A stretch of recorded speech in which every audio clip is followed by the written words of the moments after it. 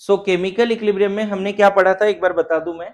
Last class हमने chemical equilibrium में equilibrium state का मतलब समझा था और थोड़ा बहुत डिस्कशन शुरू किया था रेट ऑफ रिएक्शन को लेके। रेट ऑफ रिएक्शन क्या होता है, तो हमने बताया था रेट ऑफ रिएक्शन क्या होता है। अगर एवरेज का बात करें तो change in concentration of reactant of product by time taken. यहाँ रिएक्टेंट ऑफ प्रोडक्ट जनरली इसका दो टाइप है बच्चे, बताया था क्लास में। एवरेज आरओडी ऑफ क्या, रिएक्टेंट्स, याद है। एंड ये था minus of del R by, यहां माइनस क्यों लगा रहे थे, minus of del R by del T क्यों लगा रहे थे, बताओगे कोई? क्योंकि रिएक्टेंट ये खुद वैल्यू नेगेटिव है, टाइम के रिस्पेक्ट में एक्टिव मास ऑफ रिएक्टेंट कम होगा। यहां जो स्क्वायर ब्रैकेट में लिखा है उसका मतलब है एक्टिव मास। टाइम के रिस्पेक्ट में एक्टिव मास ऑफ रिएक्टेंट क्या होगा, कम होगा। तो ये ऑलरेडी नेगेटिव आ रहा है, सामने नेगेटिव लगा के उसको एक्चुअल में पॉजिटिव बनाया है। Rate of any reaction, negative का कोई मतलब नहीं, कोई रिएक्शन चल रहा है तो उसका रेट पॉजिटिव और नहीं चल रहा है तो जीरो। Yes no. अच्छा, इसी में दूसरा टाइप क्या था, एवरेज आरओए ऑफ प्रोडक्ट। तो उसको क्या लिखा था, प्लस में del P by del T. Plus क्यों लिख रहे हैं, क्योंकि प्रोडक्ट टाइम के रिस्पेक्ट में बढ़ता ही है। तो यहां पे प्लस नहीं भी लगाए तो चलेगा, मतलब माइनस नहीं भी लगाए तो चलेगा, ऐसा वाला बात, क्योंकि ऑलरेडी ये पॉजिटिव है। इसका एक एग्जांपल देके बता देता हूं। सपोज 2ab बना रहा है, सपोज t इक्वल टू 0 पे। 2a क्या बना रहा है, b। t इक्वल टू 0 पे मतलब जैसे अभी मान लेते हैं 11 am है, 11 am को हमने 0 टाइम माना है, ठीक है। इस समय आपने, ये बैलेंस इक्वेशन है, 2 mole of A gives 1 mole of B, चलेगा। कंटेनर में आपने 11 am में सिर्फ ए लिया है, सपोज इसका 10 मोल लिया है। कितना लिया है, 10 मोल। 10 मोलर लिख दो, ज्यादा सही रहेगा, मोल पर लीटर। कितना लिया है अपने, डायरेक्ट मोलारिटी लिख देता हूं,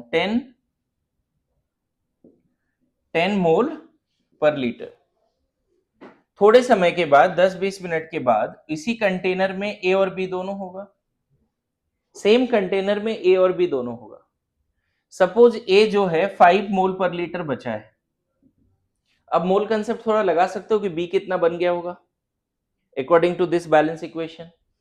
शुरू में कितना लिया है, 10 m, m for molarity, capital M। 1130 मान लेते हैं, 1130 को मैंने t इक्वल टू इन्फिनिटी मान लिया बच्चे, चलेगा? बताओ 1130 वहां दे दिया आइडिया, बताओ कितना, 5 बचा है तो b कितना बना होगा, हाँ 2 पॉइंट, अरे इसका 2 से 1 बन रहा है, इसका 10 था, 10 में से 5 अभी बचा है, 10 में से 5 बचा है, तो प्रोडक्ट कितना बना होगा, कोफिशिएंट क्या बोल रहा है, 2 से 1 बनता है, तो 5 से इसका कितना बनेगा, इतना मोल कंसेप्ट चाहिए, अदरवाइज इस चैप्टर का न्यूमेरिकल नहीं बनेगा। इस तरह के problem related to chemical equation, जो stoichiometry of a chemical equation mole concept पढ़ा था, जिसमें लिमिटिंग रिएजेंट का भी कल का टेस्ट में मैंने 1-2 सवाल दिया था, देखा था क्या आपने, लिमिटिंग रिएजेंट, तो वो करना पड़ेगा। क्लियर है? तो ये हो गया। अब देखो यहाँ पे इसके हिसाब से अगर कोई बोले, ये अगर डेटा दिया हुआ है, तुमसे बोल दे एवरेज आरओडी ऑफ ए, क्या लिखोगे? ये डेटा देके पूछ देगा एवरेज आरओडी ऑफ ए, क्या होगा एवरेज आरओडी ऑफ ए? मैंने क्या बोला, चेंज, देखो माइनस पहले यहां लगाओ, आरओडी में माइनस लगते हैं, change in reactant of A, देखो लिखने का तरीका होगा minus of del of A by del T, पहले लिखने का तरीका ये होगा minus of del of A by del T. बताओ डेल ऑफ ए कितना है, 5 माइनस 10, फाइनल कितना ए बचा है, ए कितना बचा है 5, इनिशियल 10 था, कितने टाइम लगा, 30 मिनट, बोलो। तो -5/30, लेकिन माइनस सामने है, तो कितना हो गया 5/30 ना, तो 1/6 अगर चाहो तो मोल पर लीटर पर मिनट बोलो, या फिर तुम चाहो तो 1/6 एम पर मिनट बोल दो, क्योंकि मोल पर लीटर को ही कैपिटल एम बोलते हैं। क्लियर है? अब देखो एक शॉर्टकट तरीका बताता हूं। पहले तो चलो ये बता दो, एवरेज आरओडी ऑफ बी क्या लिख दोगे? Plus of del B by del T. थोड़ा रेट समझ में आ रहा है? लास्ट क्लास समझाया था, एक और एग्जांपल, लास्ट क्लास अमोनिया वाला एग्जांपल देकर समझाया था, शायद नोट्स लिखा होगा, अभी एक बार और बता देता हूं। बताओ प्रोडक्ट बी, बी कितना है? 2.5 है बच्चे, -0 बाई, ये भी 30 मिनट में हुआ है। 30 मिनट में ये 10 से 5 हुआ, और उसी 30 मिनट में ये 0 से 2.5 हो गया। तो rate of formation, sorry rate of formation, हाँ, आरओए मतलब रेट ऑफ अपेयरेंस। आरओए का मतलब क्या? रेट ऑफ अपियरेंस या रेट ऑफ फॉरवर्ड रिएक्शन, ऐसे बोल सकते हैं। Not rate of forward reaction, rate of formation, rate of formation of product या rate of accumulation of product या rate of appearance of product. कितना आ गया? सॉल्व करके बताओ। 1/12 क्या लिख दोगे? मोल पर लीटर पर मिनट, या फिर 1/12 कैपिटल एम पर मिनट। बोलो, लिख देंगे? कोई डाउट है? Now try to understand. वो नहीं पता है तो भी वो लिखा जा सकता था। देखो जितने टाइम में इसका 5 गया उतने ही टाइम में इसके 2.5 बने, तो इसका जो रेट ऑफ डिसअपेरेंस है उसका हाफ अपेरेंस होगा। ये लॉजिकली सोचो, ये जिस रेट से डिसअपेयर हो रहा है, क्या उसी रेट से बी बन रहा है? उसी रेट से बन रहा है। देखो 2 मोल से 1 मोल बन रहा है ना, तो ये जिस रेट से डिसअपेयर हो रहा है, क्या उसी रेट से बी बन रहा है? नहीं, उसके हाफ रेट से। तो उतना नहीं भी लिखते तो आ सकता था ये। अगर उतना नहीं लिखते तो यहां पे ये लिख सकते थे तुम, average ROA of B is equal to average ROD of A by 2। ये कैसे कर रहे हैं, समझ में है? ये जिस रेट से डिसअपेयर हुआ उसके हाफ रेट से ये बना। बोलो, थोड़ा बहुत रेट का आइडिया लग रहा है आपको? क्वेश्चन में रिएक्टेंट बैलेंस केमिकल इक्वेशन दिया होगा बच्चे, कितना इजी जाएगा आपके लिए। देखो बैलेंस इक्वेशन दिया होगा, इनिशियल कितना है वो भी दिया होगा, कितने टाइम के बाद क्या बचा है वो भी दिया होगा। तो रेट नहीं निकाल लेंगे क्या? निकाल लेंगे कि नहीं? इजी है रेट निकालना। लिखिए इतना जल्दी। लेक्चर 3 हेडिंग दीजिए, डेट दीजिए, है ना। लेक्चर 1 2 3 तीनों का मुझे नोट्स चाहिए होगा नेक्स्ट लेक्चर में। एक दिन, जस्ट एक दिन का टाइम दिया है पूरे लेक्चर के लिए, ठीक है। नोट्स अच्छा बनाना, क्या परेशान कर रहा है तू खुद को भी मुझे भी। नोट्स 2 लेक्चर किधर है? दोनों लेक्चर एब्सेंट थे, एक में तो थे मुझे ध्यान में। अच्छा अच्छा, ठीक ठीक है, ठीक है, ठीक। देखिए एक क्वेश्चन देता हूं कि कंटेनर में पहले N2H2 है, ठीक है। सपोज 10 लीटर कंटेनर है, इसके 8 ग्राम है और इसके सपोज 28 ग्राम है। बोला जाता है कि आफ्टर सम टाइम, पता है ये दोनों रिएक्ट करके अमोनिया बनाएगा, और अमोनिया फिर धीरे धीरे ज्यादा बन जाएगा तो बैक होके फिर N2H2 बना सकता है। That is the reversible reaction, हमने क्लास में डिस्कस किया है। तो बोला जा रहा है कि 10-20 मिनट के बाद जब इक्विलिब्रियम पे आया, एट इक्विलिब्रियम, तो कंटेनर में तीनों ही बचे हैं थोड़े थोड़े। ये दोनों नो डाउट 8 ग्राम और 28 ग्राम नहीं होगा, कम हो गया होगा, है ना। मान लेते हैं ये सपोज 6 ग्राम है, ठीक है। हालांकि थोड़ा सा लिखने के समय हमें ध्यान रखना पड़ेगा कि law of conservation of mass हो और रिएक्शन सही से हो, जितना ये घटे उसके हिसाब से इसका मास घटे। दैट इज मूल concept, that is mole concept. तो मान लेते हैं चलो x ग्राम है, x ग्राम है, y ग्राम है, z ग्राम है, ठीक है, ऐसा मान लेते हैं। एट इक्विलिब्रियम, और इक्विलिब्रियम जैसे t इक्वल टू 0 टाइम पे ये है और t इक्वल टू 10 मिनट पे मान लेते हैं, ऐसा लिख दिया। t इक्वल टू 10 मिनट पे 0 टाइम पे 8 ग्राम एंड 28 ग्राम है ना, और 10 मिनट के बाद XYZ ग्राम। मैं वहां पे XYZ भी लिख के बता देता हूं आपको क्या रहेगा, है ना। सपोज इसका 28, इसका 8 ग्राम है, अगर इसका 1 मोल मतलब हाफ मोल गया तो 14 ग्राम बचेगा, और इसका अगर हाफ मोल जा रहा है तो इसका 1 से 3, तो इसका 1.5 जाएगा। 1.5 मतलब 5 ग्राम। ठीक है, चलो तो कितना, 14 प्लस 3, चलो इसको लिख ही लेते हैं बच्चे। ये तुम्हारा है 14 ग्राम बचा है, ये 5 ग्राम बचा है, और ये अमोनिया बन गया है तुम्हारा 28 नहीं, 14 प्लस 3 तो 17 ग्राम बन गया। अब बताओ, चलो अब मुझे ये बताओ, एक्टिव मास ऑफ अमोनिया, पहले तो आपको active mass of H2N2 initially निकालना है। क्वेश्चन क्या है, फाइंड पहला active mass of N2 and H2 initially,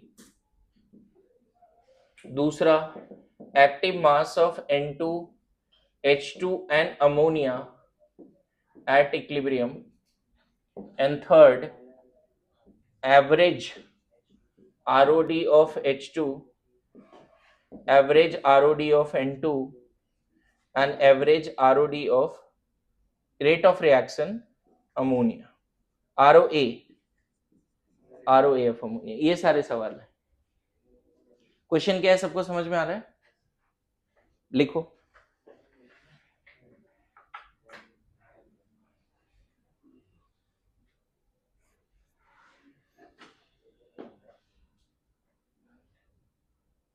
question फिर रिपीट करूं, पहले हमने क्या लिया था, N2H2 लिया था, और बाद में इक्विलिब्रियम पर आ गया 10 मिनट के बाद। 10 मिनट के बाद इक्विलिब्रियम पे आ गया, ऐसा मान रहे हैं, ठीक है। और जब इक्विलिब्रियम पे आया तो कितना है, N2 कितना बचा है, 14 ग्राम, H2 पता है, इन तीनों का समेशन इसके बराबर आना चाहिए। आ रहा है क्या? तो law of conservation of mass valid है, समझ गए? तो देखो कैसे सॉल्व करेंगे। एक्टिव मास का मतलब होता है मोलैरिटी।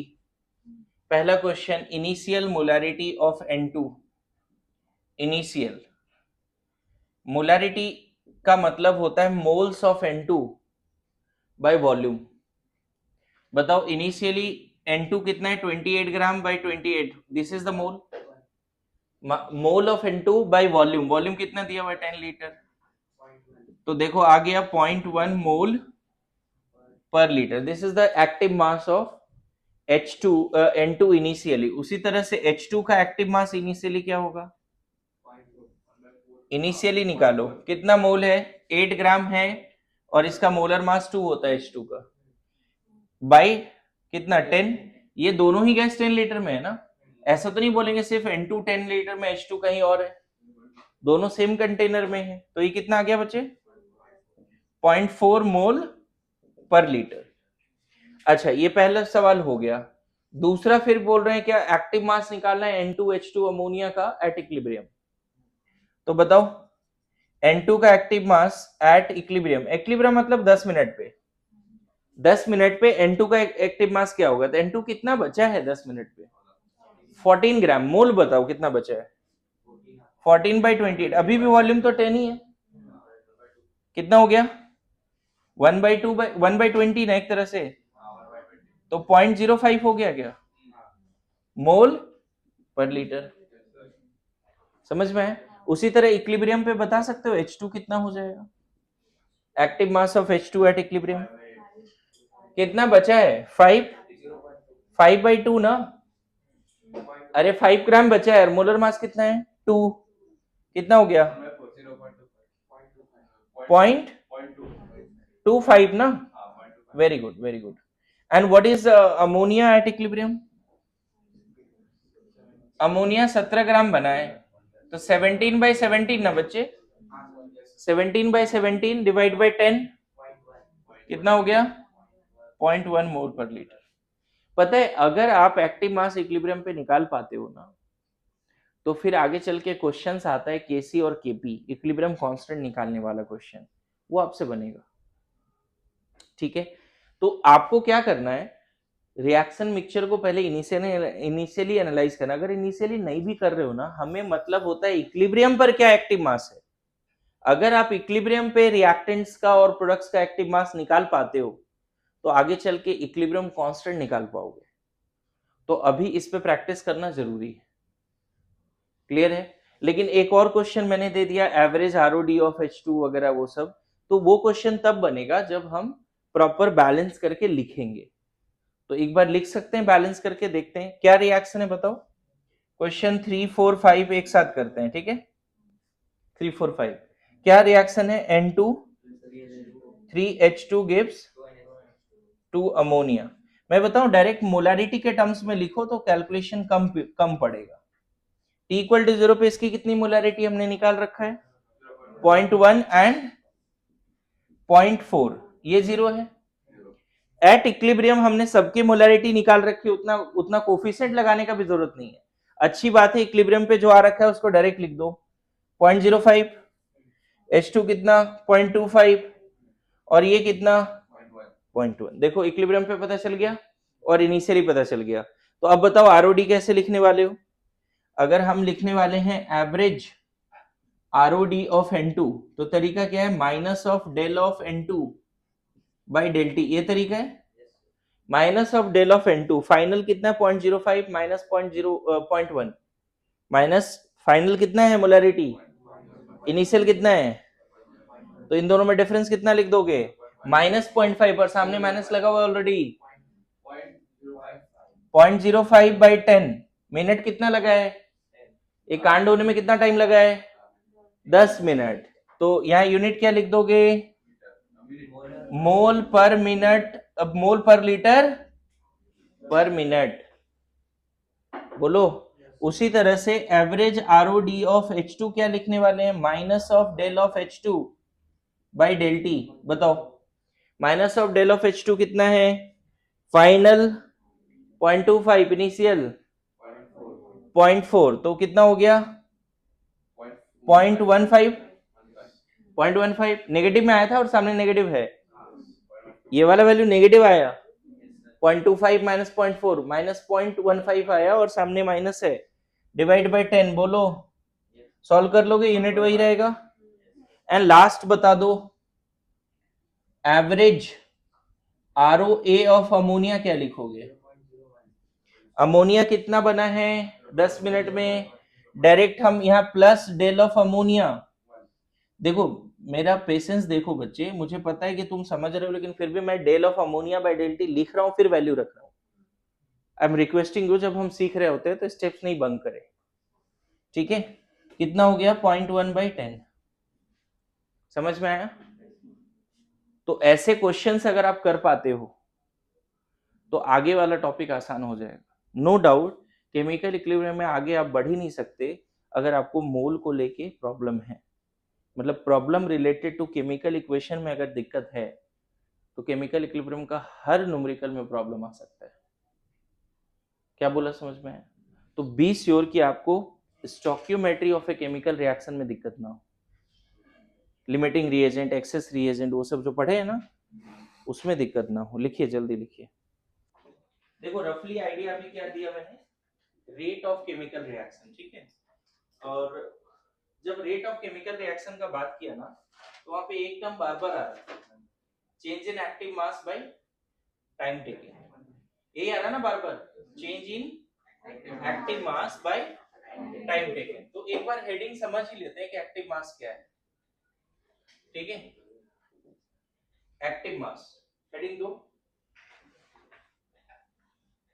देखो अगर मैंने ब्रैकेट में ए लिखा है स्क्वायर ब्रैकेट में, तो इसको पढ़ते हैं active mass of A, active mass of A ये पढ़ते हैं, बस इतना ध्यान रखना। अगर बी लिखा ब्रैकेट में तो एक्टिव मास ऑफ बी। अगर ब्रैकेट में अमोनिया लिख दिया तो एक्टिव मास ऑफ सी, ऐसे।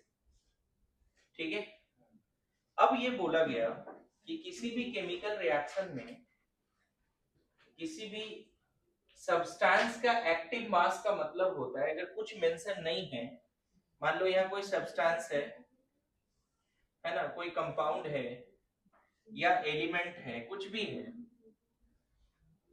कोई कंपाउंड है, मॉलिक्यूल है, आयन है, एनी स्पीसीज, स्क्वायर ब्रैकेट के अंदर तुमने क्या क्या रख दिया, कोई सब्सटेंस, कोई कंपाउंड, कोई एलिमेंट या कोई आयन या कोई भी स्पीसीज रख दिया, इसका मतलब होता है molarity of that substance, mostly molarity.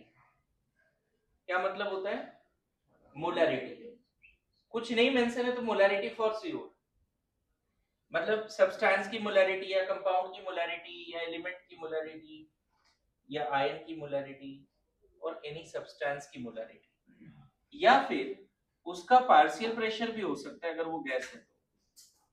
Partial pressure if gas, मतलब जो स्क्वायर ब्रैकेट के अंदर जो सब्सटेंस है, जो एनी स्पीसीज है, अगर वो गैस है तो मोलैरिटी तो ले ही सकते हैं, उसका पार्शियल प्रेशर भी ले सकते हैं। क्लियर है? उसकी हम मोलालिटी भी ले सकते हैं, नॉर्मलिटी भी ले सकते हैं, मोल फ्रैक्शन भी ले सकते हैं, etc। मतलब सिर्फ मोल नहीं है, ऐसे समझो, mole per unit volume is the active mass. एक तरह से ऐसे होता है कि ये वाटर है, ये वाटर एक्टिव मास नहीं है, इसका जो भी मास है वो एक्टिव नहीं है, या फिर एक्टिव मास का मतलब इस वाटर का मास नहीं, एक्टिव मास का मतलब इसका डेंसिटी, ऐसे समझो, mass by volume. Active mass का मतलब मास बाय वॉल्यूम, ये ध्यान में रखोगे। कोई भी स्क्वायर ब्रैकेट में अमोनिया लिखा है तो तुम क्या बोल सकते हो? Molarity of ammonia. या फिर अगर ये गैस है तो क्या बोल सकते हो? Molarity of partial pressure of gas, या मोलैरिटी तो बोलना ही हमेशा, लेकिन अगर गैस है तो एक और बात क्या यूज कर सकते हैं? Partial pressure of gas. Clear है? नोट में एक बात यहाँ पे लिख के रखना है कि अगर स्क्वायर ब्रैकेट के अंदर अगर प्योर सॉलिड है या लिक्विड है तो इसकी मोलैरिटी 1 मान ली जाती है। क्या मान ली जाती है? 1। या कोई सब्सटेंस अगर एक्सेस में है ना, कोई भी सब्सटेंस अगर एक्सेस में है तो भी अप्रोक्सीमेटली क्या मान लिया जाता है? एक्चुअल में 1 होता नहीं, कांस्टेंट होता है, लेकिन उसको हम बोल रहे हैं 1, कांस्टेंट होता है। एक बात बताना, मेरे बात समझना, इसका क्या मतलब है? देखो, सपोज एक कंटेनर है बच्चे, और उसमें कैल्शियम कार्बोनेट सॉलिड रख दिया। गौर करना, एक कंटेनर है जिसमें कैल्शियम कार्बोनेट सॉलिड रख दिया, तो बताओ इस सॉलिड का इनिशियली एक्टिव मास क्या लिखेंगे? गौर करना, इस सॉलिड का इनिशियली एक्टिव मास, इस सॉलिड का mole, initial mole by initial volume, ऐसा बोल देते हैं। मतलब अगर मान लो 10 ग्राम है यहाँ पे कैल्शियम कार्बोनेट, तो 10 ग्राम बाय 100 मोल आ जाएगा। कैल्शियम कार्बोनेट का मोलर मास होता है 100, तो 10 बाय 100 मोल आ जाएगा। और वो छोटा सा एक पत्थर जैसा होगा ना, पाउडर जैसा होगा, तो उसका कुछ वॉल्यूम आ जाएगा। बोलो यस सर। तो यहाँ पे कौन सा वॉल्यूम लेना है? वॉल्यूम ऑफ कंटेनर नहीं लेना है। सॉलिड के केस में कौन सा वॉल्यूम से डिवाइड करना है? उसका खुद का वॉल्यूम से डिवाइड करना है। Initial mole of solid by volume, actual volume of solid. समझ में आ रहा है? अब मुझे बताओ, अगर मैं बोल रहा हूं कि 10 मिनट के बाद यहाँ पे आ गया इक्विलिब्रियम, कैल्शियम कार्बोनेट सॉलिड तो बचा है, CaO भी सॉलिड बचा है, और CO2 गैस इस पूरे कंटेनर में घूम रहा है।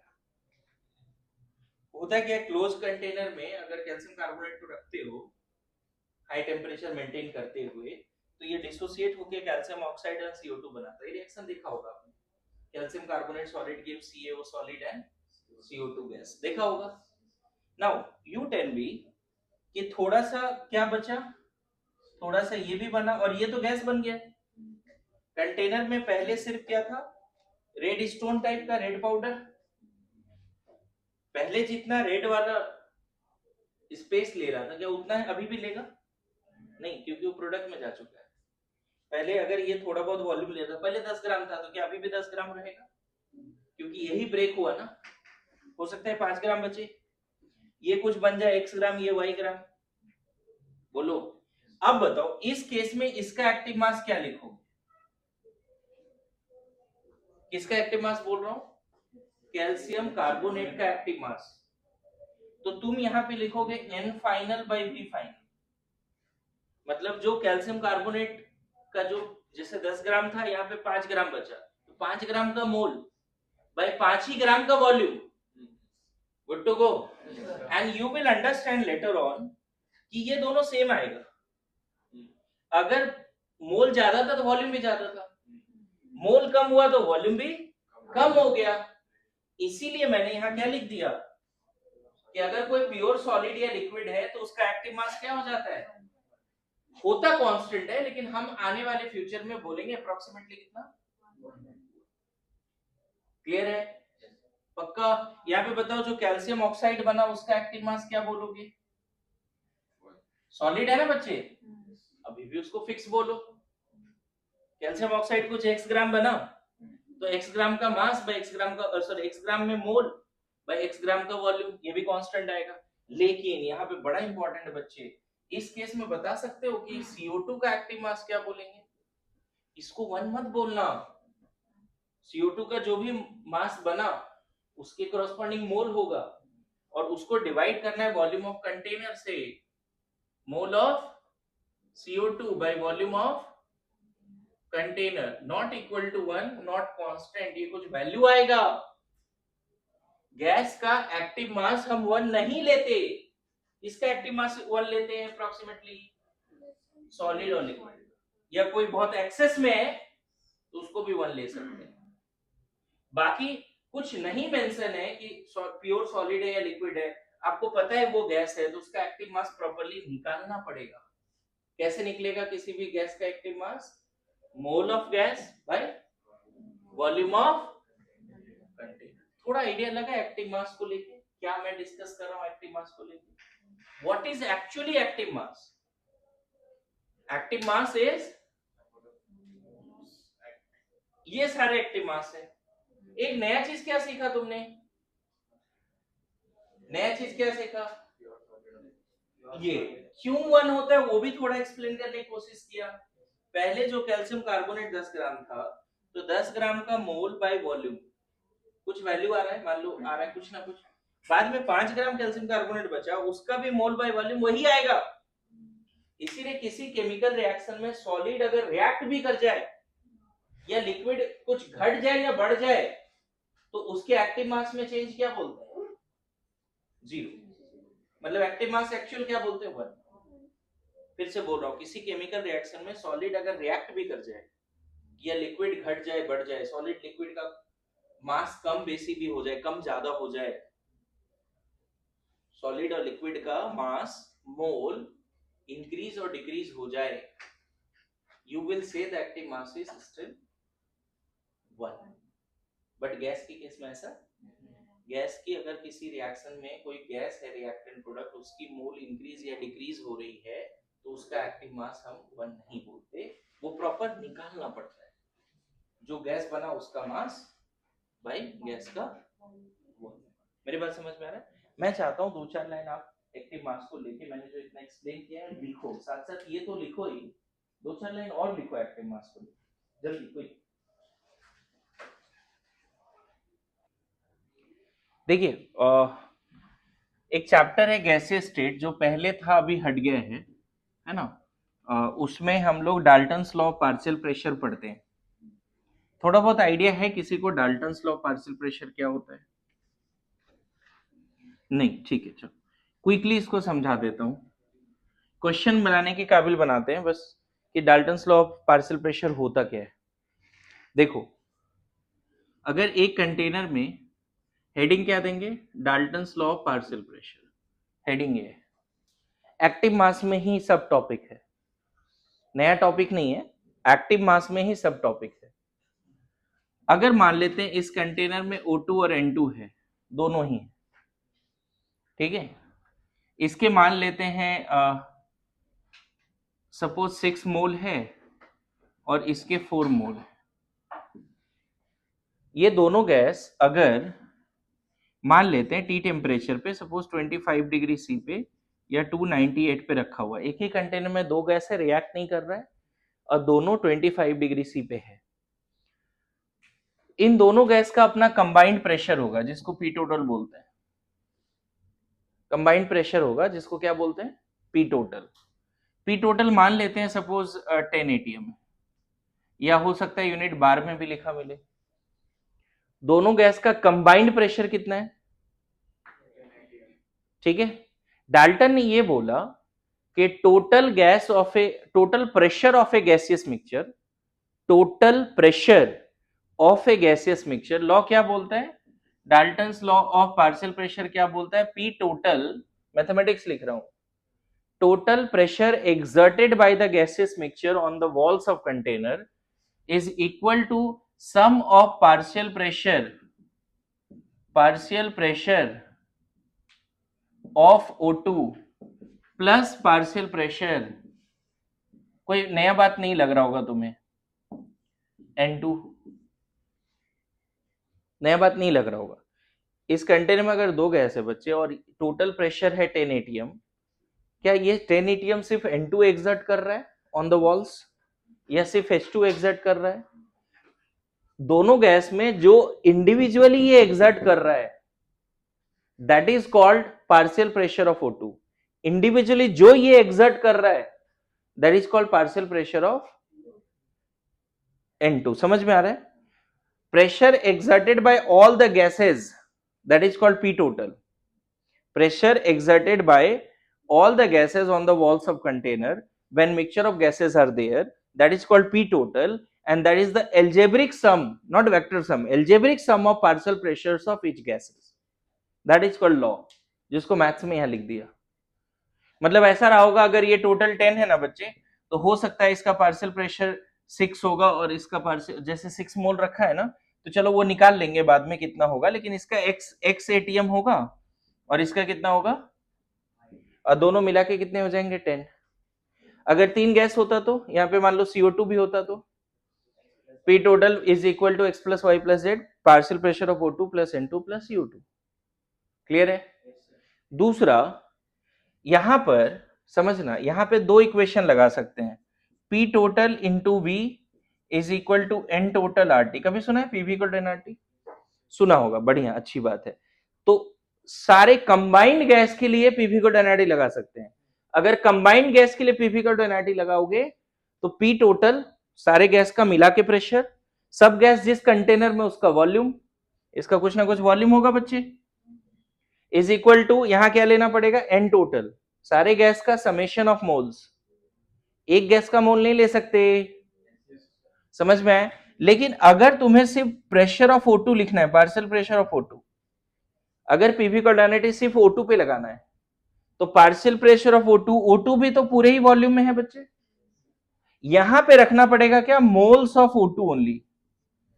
अगर आप O2 के लिए पीवी कोऑर्डिनेट लगा रहे हो तो partial pressure of O2 volume of container, volume हमेशा सारे गैस के लिए सेम वॉल्यूम है, इंडिविजुअली गैस के लिए भी सेम वॉल्यूम है। अरे समझ रहे हो? जैसे सिंपल मैं बोलूं, what is the classroom occupied by me? This classroom. What is classroom occupied by you? This classroom. मेरे बात समझ रहे हो? ऐसा तो नहीं बोलेंगे तुमने कोई और क्लासरूम ऑक्युपाई कर रखा है, मैंने कोई और, ऐसा है क्या? नहीं। उसी तरह O2 ये पूरे ही वॉल्यूम में है और N2 भी। तो यहां पे ऐसा नहीं करते कि टोटल पीवी कोऑर्डिनेट सारे गैस के कंबाइन लगाने के लिए वॉल्यूम कुछ और रखेंगे और O2 के लिए वॉल्यूम कुछ और रखेंगे, क्योंकि O2 के लिए भी वही वॉल्यूम अवेलेबल है जो सारे गैस के लिए। लेकिन यहां जरूर हमें चेंज करना पड़ेगा। O2 जो प्रेशर लगा रहा है बच्चे, वो उसी के मोल के वजह से लगा रहा होगा ना, उससे N2 का मोल का क्या लेना देना है? अच्छा, सारे गैस के लिए टेम्परेचर भी सेम है, दिख रहा है? अच्छा बताओ, अगर PN2 partial pressure of N2, तब क्या लगाते हैं यहाँ पे? Very good, moles of N2 into RT। यहां तक समझे? सपोज ये सारी इक्वेशन है 2 3, बताओ 2 डिवाइड बाई 1 करोगे तो क्या मिलेगा? 2 divide by 1, 2 divide by 1 2, very good. यहां से बताओ 2 डिवाइड बाई 1 क्या मिलेगा? वी भी कैंसिल हो जाएगा। यहाँ क्या बचेगा लेफ्ट हैंड साइड में? Pressure of O2 by P total. Right hand side में आरटी आरटी कैंसिल हो जाएगा, moles of O2 by total moles, total moles. मुझे एक बात बताओ बच्चे कि moles of first component by total mole is nothing but mole fraction of that component. सुना है कभी मोल फ्रैक्शन? पढ़ा है मोल फ्रैक्शन? थोड़ा बहुत भी नहीं सुना है। मोल फ्रैक्शन होता है मोल्स का फ्रैक्शन, सिंपल बात है। लेकिन ऊपर क्या लेते हैं? किसी एक कंपोनेंट का मोल, और नीचे लेते हैं टोटल मोल। अभी समझ रहे हो? यहाँ पे देखो एन टोटल मतलब क्या है? N2 और O2 दोनों का मोल, और ऊपर सिर्फ किसका मोल है? O2 का। तो P of O2 by P total nothing but यहां क्या बोल दोगे? Mole fraction of O2। क्या बोल देंगे? Mole fraction of O2। मेरी बात आ रही समझ में सबको? पक्का बोलो। ओके, अब बताओ पार्शियल प्रेशर ऑफ O2 क्या बोल दोगे? P टोटल उधर मल्टीप्लाई कर दें, mole fraction of O2 into, तो डाल्टन्स लॉ का एक स्टेटमेंट और ये भी है। एक स्टेटमेंट क्या था डाल्टन्स लॉ का? पहला स्टेटमेंट क्या था? Total pressure exerted by gases mixture is equal to algebraic sum of partial pressures of individual gases. दूसरा स्टेटमेंट ये भी, partial pressure of first gas is equal to mole fraction of first gas into P total. Partial pressure of first gas is equal to mole fraction of first gas into P total. समझ में है? Second statement भी है। और अब देखो answer भी आ जाएगा। बताओ हमें पता है कि नहीं P total कितना है? क्वेश्चन में दिया था। यहां पे देखो वैल्यू पुट करो, बताओ। मोल फ्रैक्शन पहले निकालो। मोल्स ऑफ O2 कितना है? 6। टोटल मोल कितना? 10। तो 6/10 इंटू 10, देखो आ गया 6 ATM। समझ में आया क्या किया? क्वेश्चन में दिया था, मोल ऑफ O2 दिया था, टोटल देखो निकल गया। तो दो स्टेटमेंट दोनों लिखेंगे, साथ साथ में उसका मैथमेटिक्स भी लिखेंगे। ठीक है, पहले दोनों स्टेटमेंट लिख लो। According to Dalton's law of partial pressure, short में लिखो। According to Dalton's law of partial pressure, पहला DLPP ऐसे लिखो। अकॉर्डिंग टू DLPP पहला क्या लिखा? First statement, total pressure exerted bye gaseous mixture, total pressure exerted by gaseous mixture, total pressure exerted by gaseous mixture is equal to algebraic sum of partial pressures of individual gases, is equal to algebraic sum of partial pressures of individual gases. Total pressure exerted by a gaseous mixture is equal to algebraic sum of partial pressures of individual gases. Algebraic sum of partial pressures of individual gases.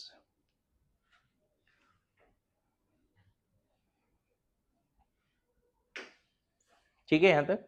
दूसरा statement लिख लो, यहीं पे मैं लिखा देता हूं, फिर लिखना है ये पूरा पार्ट। दूसरा, partial pressure of any gas in A gaseous mixture. जो मैथ्स है ना उसको स्टेटमेंट में लिखा रहा हूं। Partial pressure of any gas in A gaseous mixture, partial pressure of any gas in a gaseous mixture is equal to mole fraction of that gas into P total, is equal to mole fraction of that gas, या ऐसे लिख सकते, is equal to product of mole fraction of that gas and P total, product multiplication है ना, is equal to product of mole fraction of that gas and total pressure। मतलब देखो maths ज्यादा important है, वो जज्बात नहीं भी है तो चलेगा। पार्शियल प्रेशर, अब बताओ अगर ये समझ गए सेकंड स्टेटमेंट के हिसाब से, तो बताओ कि पार्शियल प्रेशर ऑफ N2 क्या लिख दें हम अगर स्टेटमेंट के हिसाब से बोले तो? x of N2 into P2। तो ये कितना है 4/10, देखो ना 4 मोल है बाय टोटल मोल इंटू 10, ये कितना आ गया चेक कर लो। देखो जो 10 था उसमें x 10 equal to X plus Y लिखा था, और x यहाँ 6 है और y 4 है। अब ये पूरा लिख सकते हो जल्दी से, क्विक। नेक्स्ट मैं क्वेश्चन देता हूं, आपको बताना है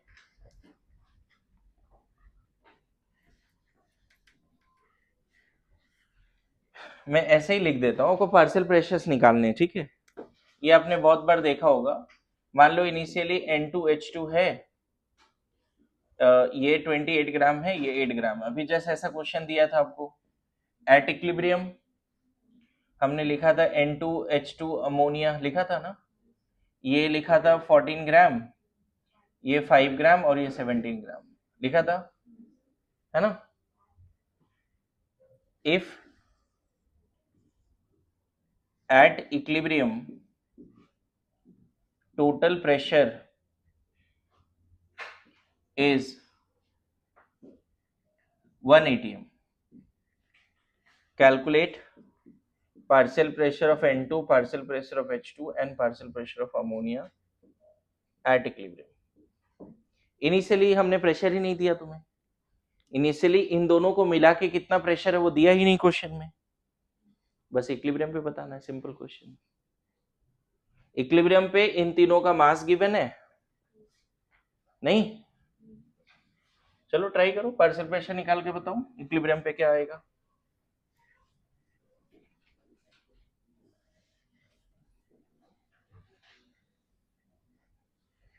मॉड्यूल मैंने बोल दिया है, शायद मिल जाएगा आपको, है ना।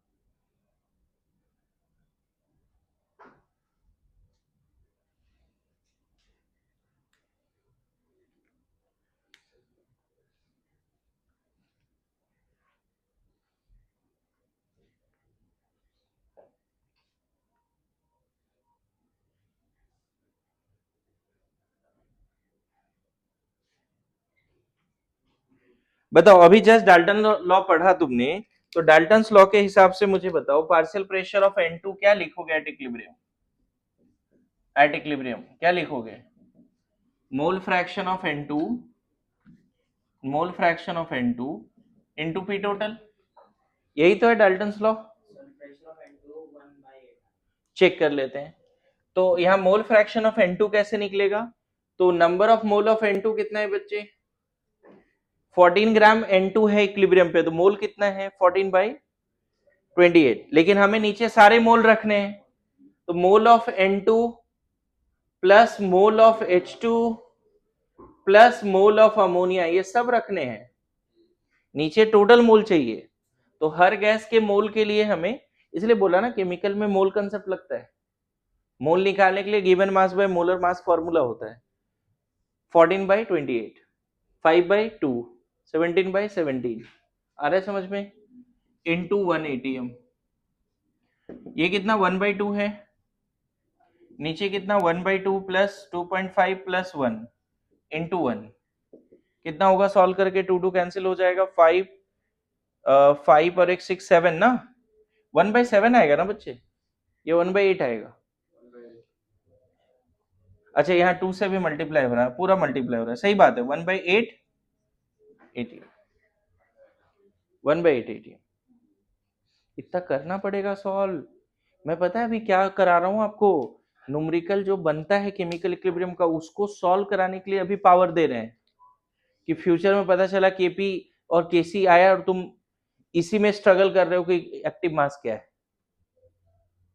है ना। बेसिकली तुमने अभी क्या कैलकुलेट किया पता है, एक्टिव मास ऑफ N2, क्योंकि मैंने क्या बोला, गैस के केस में एक्टिव मास क्या होता है, पार्शियल प्रेशर, गैस के केस में एक्टिव मास क्या होता है, पार्शियल प्रेशर। समझ में आ रहा है बात को, हाँ निकाल लो चलो। O2 नहीं H2 का बताओ, 5/8 आ रहा है सबको। और पता है अमोनिया के लिए इतना करने का जरूरत नहीं है, 1/8 माइनस 5/8। ऐसा क्यों कर रहे हैं बताओ? टोटल 1 है और 2 गैस का पता चल गया तो तीसरा का टोटल से माइनस कर देंगे। आ रहा है समझ में? कितना आ जाएगा ये? 1/4। समझ में आया? अभी होमवर्क क्या है देखो, होमवर्क मॉड्यूल मिल जाएगा तो लॉ ऑफ मास एक्शन पढ़ के आओ, लॉ ऑफ मास एक्शन और इक्विलिब्रियम कांस्टेंट क्या होता है उसका आइडिया लेके आना। हेलो क्या? पर वो ट्यून अलग 2 अलग होमवर्क चाहिए। है, लेक्चर 1 2 3 तीनों रिवाइज करके नोट्स बना के अच्छे से आना है। और हाँ। इक्विलिब्रियम नहीं, उसमें ही कांस्टेंट बना क्या दो, होता उसमें है, बना उसकी दो। कैरेक्टरिस्टिक्स क्या होती है वो पढ़ के आना है। पर उसकी थोड़ा बहुत इससे ग्राफ देख दे लोगे देना तो ज्यादा अलग-अलग अच्छा का। रहेगा। जो ग्राफ के 2 क्वेश्चन आए थे वो देख सकते हैं। इससे पहले मैंने इक्विलिब्रियम स्टेट के बारे में लिखवाया जो था। टोन आता है ना, टोन सेकेंड लेक्चर में क्या लिखा था? इक्विलिब्रियम स्टेट की कैरेक्टरिस्टिक्स क्या है। जो बचता है अभी आपको वो इक्विलिब्रियम अलग-अलग कांस्टेंट क्या है और क्या? इक्विलिब्रियम कांस्टेंट की कैरेक्टरिस्टिक्स क्या है ये सवाल। अच्छा remote law of mass action के साथ साथ क्या इक्विलिब्रियम कांस्टेंट क्या है, इक्विलिब्रियम कांस्टेंट की कैरेक्टरिस्टिक्स क्या है, और ठीक है वो एट इक्विलिब्रियम 2 ग्राफ करके आना है, कॉन्सेंट्रेशन वर्सेस टाइम प्लग वाला ही करना और रेट वर्सेस टाइम। 2 ग्राफ भी होमवर्क है। इक्विलिब्रियम पे concentration of reactant versus time, concentration of product versus time graph, rate of reaction versus time graph. 3 homework दिया, 4 होमवर्क, लेक्चर 1 2 3 रिवाइज करना, law of mass action पढ़ना, फिर equilibrium constant के बारे में चीजें करना। समझ गए? होमवर्क समझ में आया? ठीक है, थैंक यू।